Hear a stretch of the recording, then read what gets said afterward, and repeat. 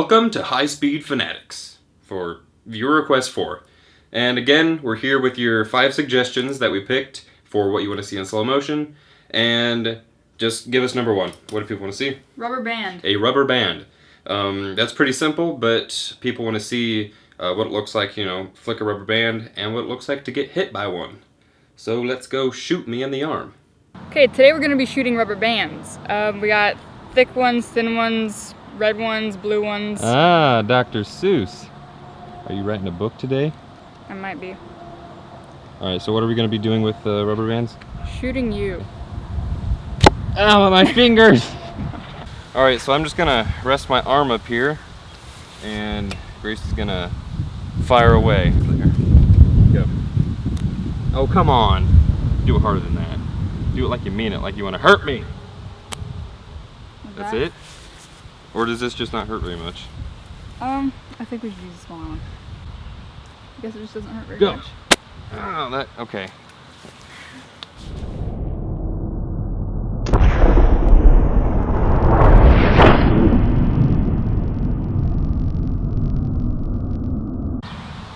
Fire.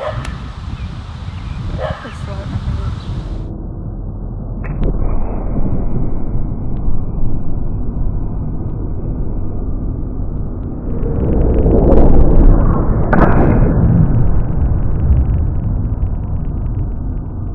Okay dokie, rubber bands. A pretty simple thing to do, yet very eloquent. No. Grace has the thicker red rubber band, and she has it pulled back almost as far as she can without worrying about breaking it. And when we watch it at 2,500 frames per second, you'll notice how it kind of slips off the bottom of her finger right there, and everything else kind of stays straight for like a while. Because I would think that, you pull it back, and once you let go, that instant, your finger's going to start dropping because, nothing's pulling it back anymore. And I always thought that until I saw this shot and realized things don't happen the way you think they do. And you can, see it in slow motion and really, see what you're wrong about. The information that this has been released travels through this, not at the speed of sound, but at the speed of a vibration going through it. So essentially, even right here, your finger still thinks it's being pulled back, which is, kind of weird because it's not. And then once it catches up with it, then it knows that it's been let go, and your finger starts dropping, and that lets it fly out. It kind of clumps together in like a little ball. And I also recorded these shots at 10,000 frames per second, which isn't really going to reveal anything else, but it sort of emphasizes how long this takes from the time that your finger lets go of it to when your other finger starts to move down out of the way. So if we watch here, you let go now, and then it starts moving. And that's really cool.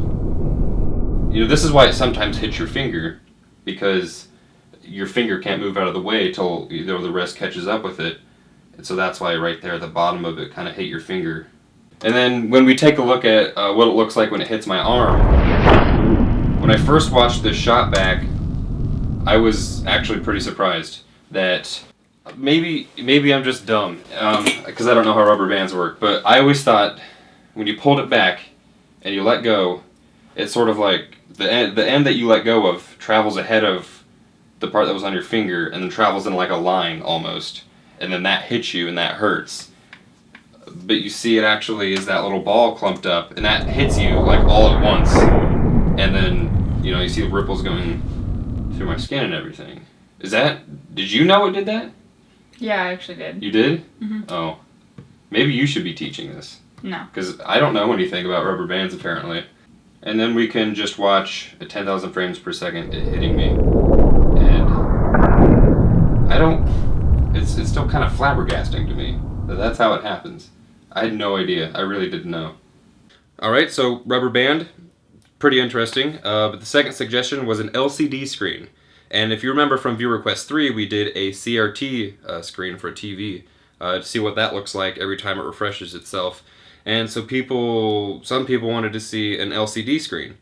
And I think they actually suggested we do it at 10,000 frames per second. But see, that's not really possible with LCD screens because they don't emit as much brightness as a CRT screen. So we're not going to be able to do anywhere near 10,000 frames per second, but I think it'll still look cool. So let's actually head over to my room and do that. So we're here in my room now with my editing station that I edit all the HighSpeedFanatics videos on, and we're actually just going to look at a LCD monitor and what that looks like in slow motion. And so we're just going to play the HighSpeedFanatics intro clip, which you see every episode, and we're just going to take a look at that in slow motion.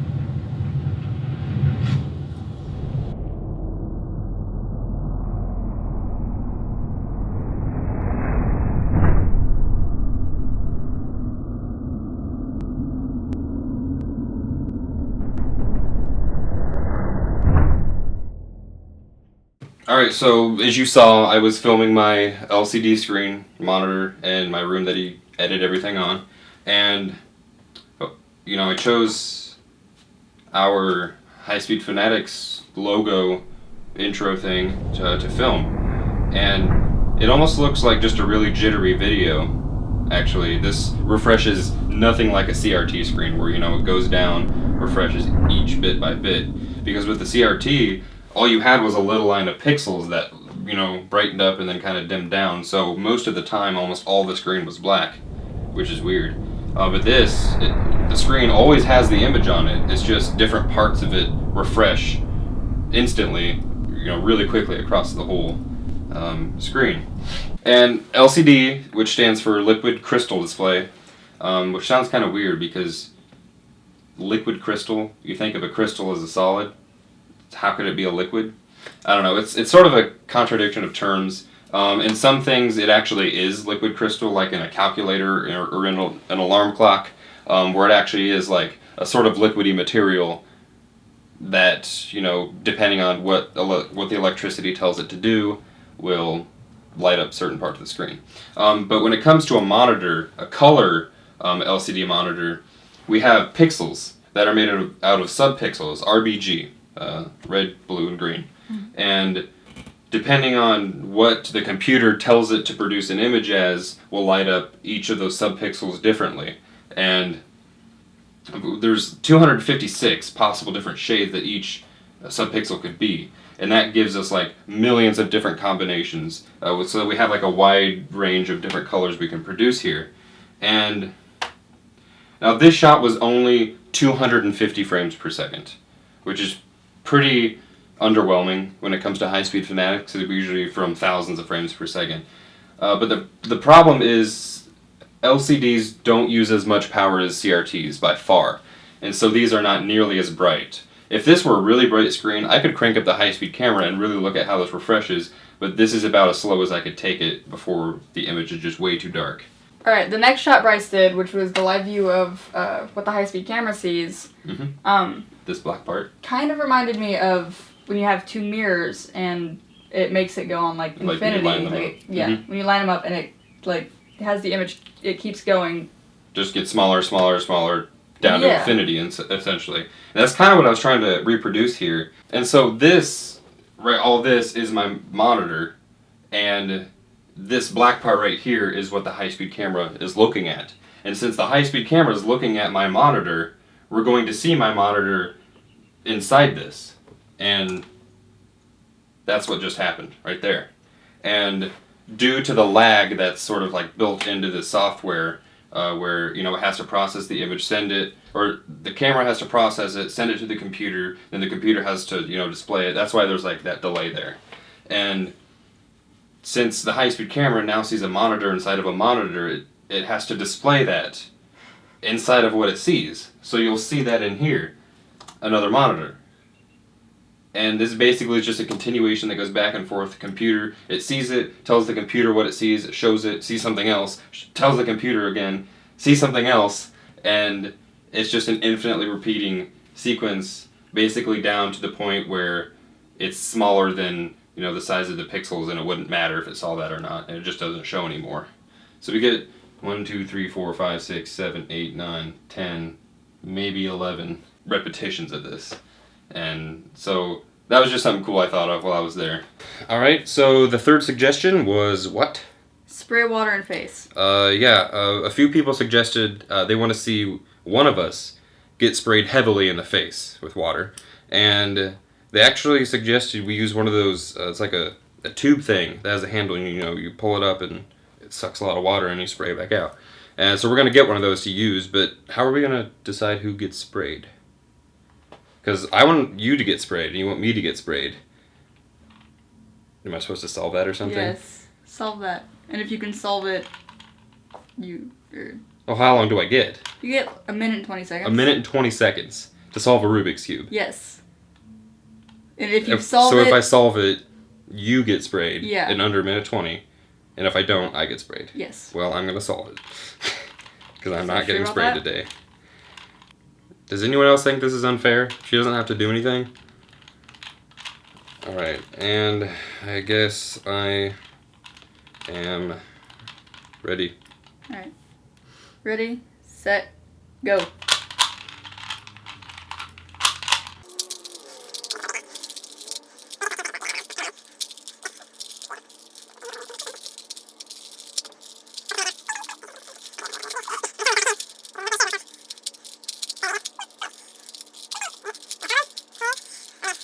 Ten, 9, 8, 7, 6, 5, 4, 3, 2. Done. Oh, a minute and 19.2 0.8 seconds. Oh my gosh.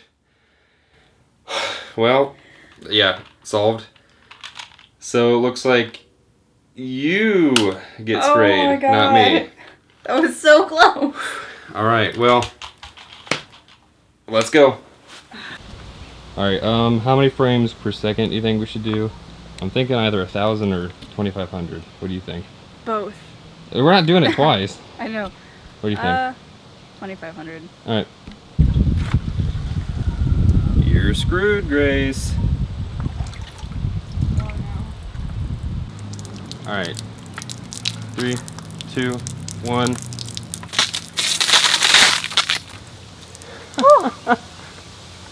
How'd that feel? Refreshing. Refreshing? Looks like you peed your pants. I know, I see that. Look.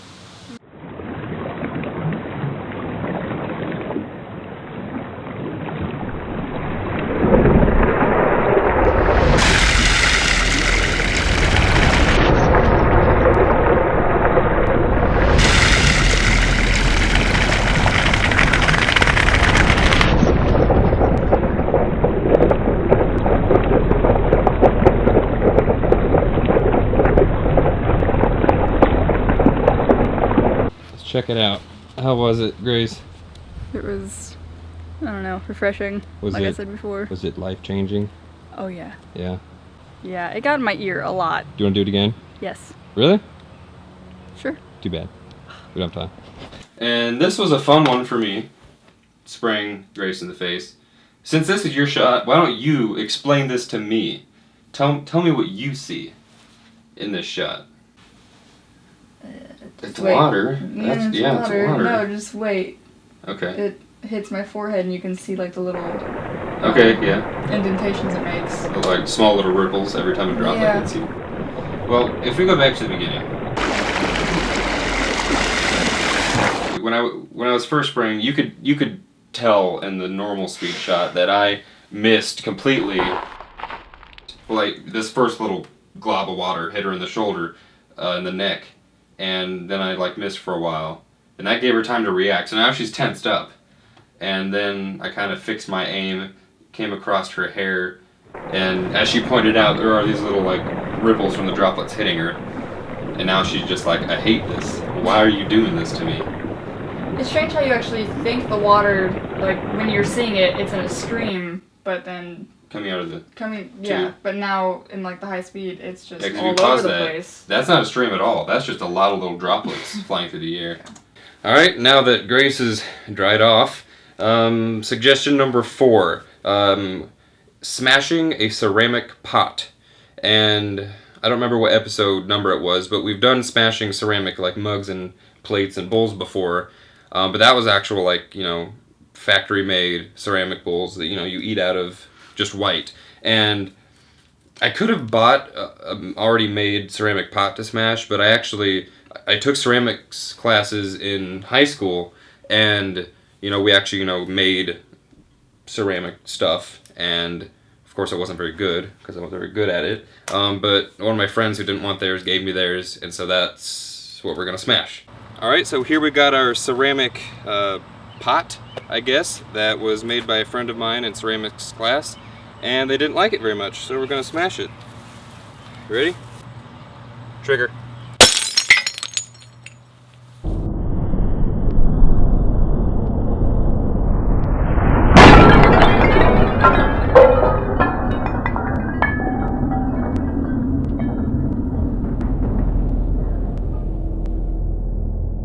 Okay, more smashing stuff on HighSpeedFanatics, a ceramic pot. And I was originally wanting to smash this with a sledgehammer, but I couldn't find one, so I used the flat part of an axe head. And so let's just watch it. And I think it's really cool how the top of, well, I guess the bottom technically, of this ceramic pot, once it first makes contact, of course, the speed of cracking is really fast. So first frame of contact, cracks are everywhere. Of course, what's directly underneath the axe is going to move down.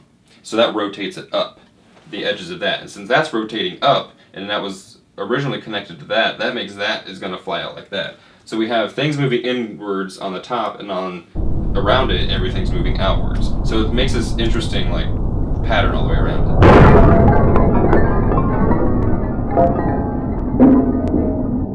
And I will admit, I was trying to decide between 5,000 and 2,500 frames per second. And after watching it, I probably should have done 5,000. So that's my mistake. I hope you forgive me. But you know, it still looks cool. 2,500 frames per second. Destroying something. It's what we do. Alright, and suggestion number 5. Jello. Jello. Yeah, we're gonna eat Jello in slow motion, and you're gonna watch us eat. No.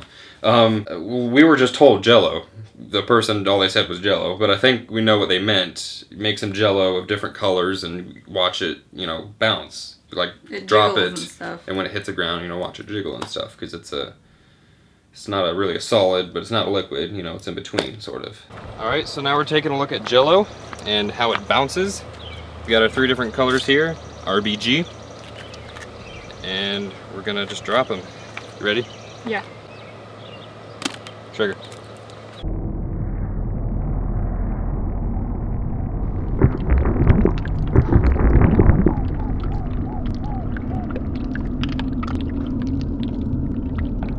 And last but not least is Jello.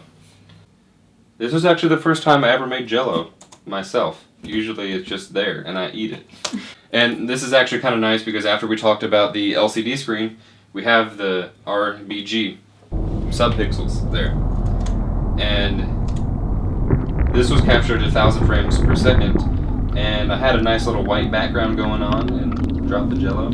I think it looks pretty nice. This could be a commercial or something. But it's weird to see that due to the material mechanics of Jello, this doesn't behave anything like a solid does upon impact. It literally spreads out a lot, especially this blue one, to the point where it's like flat. It looks like a liquid right there. It does look like a liquid, almost like some sort of water droplet, but big. And then due to its mechanics, it, you know, pulls it back in, and that causes it to, you know, bounce up a little bit and then, you know, flop around. It's like flubber. It is flubber. We had to hire him. That was flubber. The point of this, I guess, isn't to see something awesome. It's to show that something simple as dropping Jello can look very funny and, you know, interesting at the same time. So that was our last shot, so let's go back to over there. Alright, HighSpeedFanatics, thanks for watching episode 20, which was viewer request 4. And remember, every 5 episodes we have another viewer request. So 25 is coming up soon, and 30 is coming up not so soon. So send us suggestions to our Facebook, our Twitter, comments below, email, anything. And stick around, because we'll be back next week.